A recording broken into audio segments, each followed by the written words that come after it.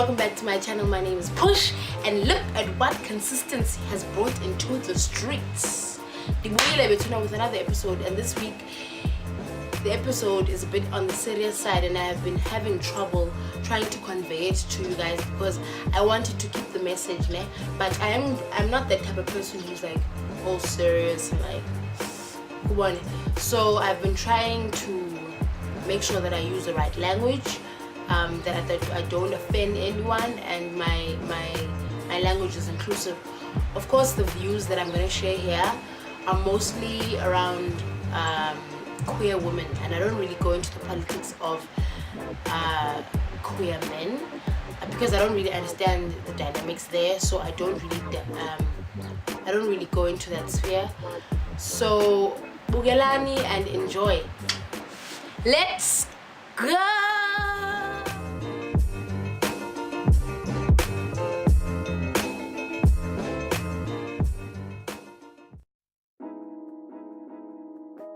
Right, the first thing is projecting heteronormative standards. Projecting heteronormative standards onto other queer relationships.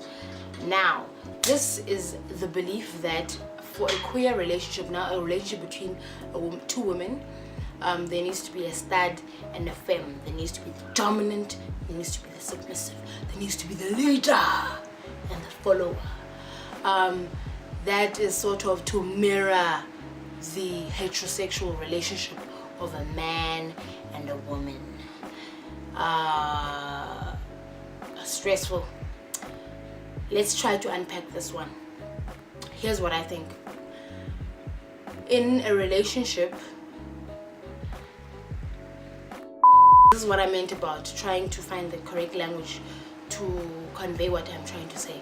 But in a relationship, there's this universal belief that there needs to be the leader and the follower. I disagree with this because I don't think personalities are overall leader and submissive. For an example, with my relationship, there are aspects of me that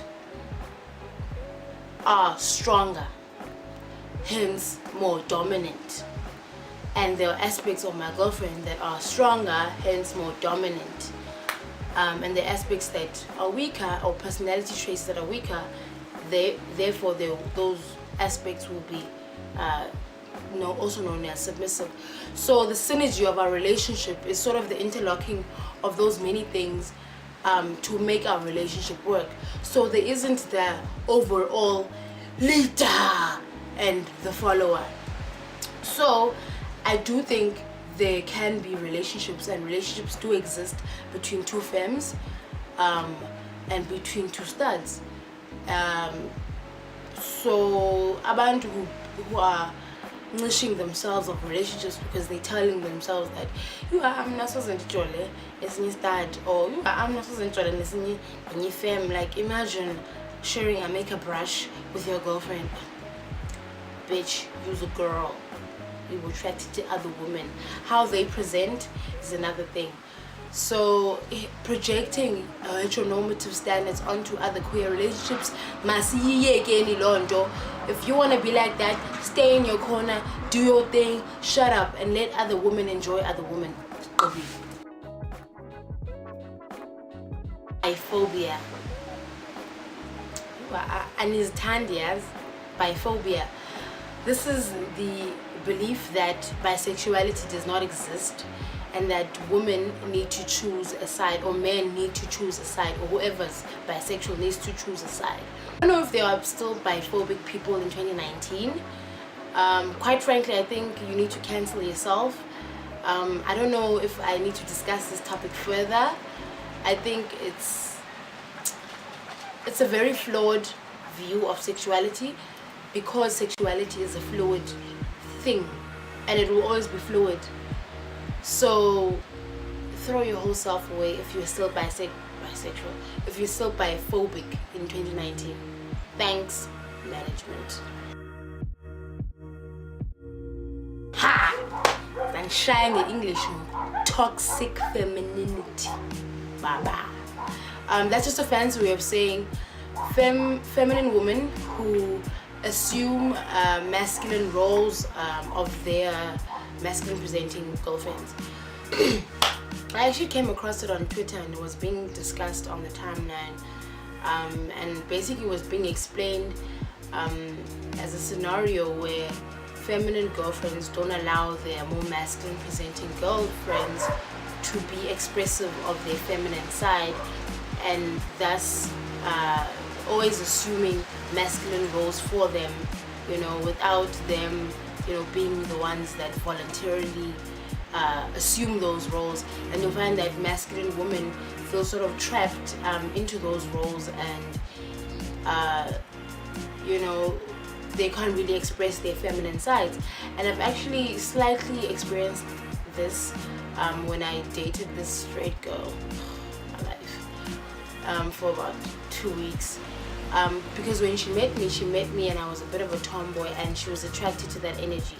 And I felt during the relationship, or the 2 weeks of it existing, that because she was attracted to that, she expected me to be like that the whole time.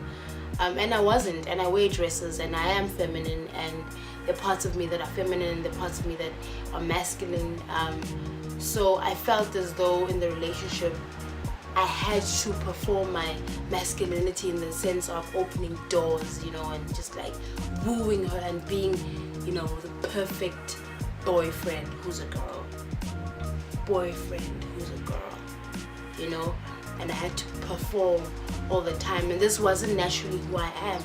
So I think in 2019 and going beyond, if you are a femme and you're in a relationship with a masculine presenting woman, let your girlfriend be.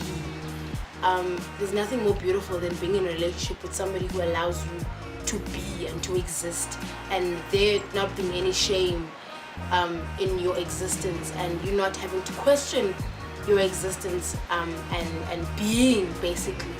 So let your girlfriends exist, and don't assume masculine roles like asking them to change the fucking light bulb because now they are your protectors, they are so-called boyfriends.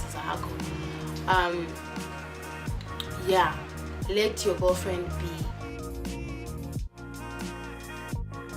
The last one, and the most serious one, and the one that I actually don't have answers for, is domestic violence. I was discussing this with a friend of mine the other day, and she was asking me, why is it that women,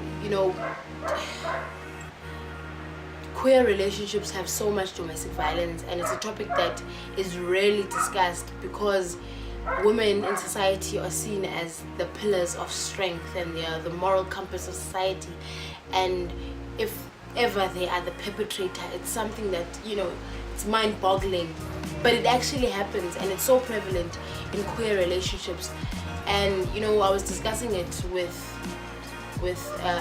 on WhatsApp with a queer group that I'm on, and we were discussing why that is the case. And I literally don't have answers because I'm no psychologist, but I do know that as queers we come from very dark places, and this is not a justification of it, but sort of trying to unpack and understand where the pathology of the violence comes from. And I think probably it's because we come from dark places of rejection, places where we felt powerless. And now that we're in a relationship with other women and we are attracted to other women, we sort of want to assert that power. And this power then comes in the form of emotional and verbal and physical abuse. So I think in 2019, as women who are friends of abusers, let's call each other out. Let's clean out our community. Guys, come on, man. We always, are outraged by men who do these things and to jail. But when it's your friend, your female friend abusing her girlfriend, it's like, but it's two women, man. It's not that serious, What's the worst that could happen? But it's abuse nonetheless, and it needs to be reported. So in 2019, guys, if you have a friend who is struggling with issues they have and they are being violent to their partner, seek help for them. Just because they're women doesn't mean they aren't capable of killing another woman. So if you've enjoyed this episode, do the things, like, comment, subscribe, share. I actually do want to hear your views about other problematic things that you think as queers and going forward. Let's just do better, man, in our community. Let's just clean up our community. Let's do better by each other, man. I hope you enjoyed this episode. Till next time, peace, love, queer. Mwah.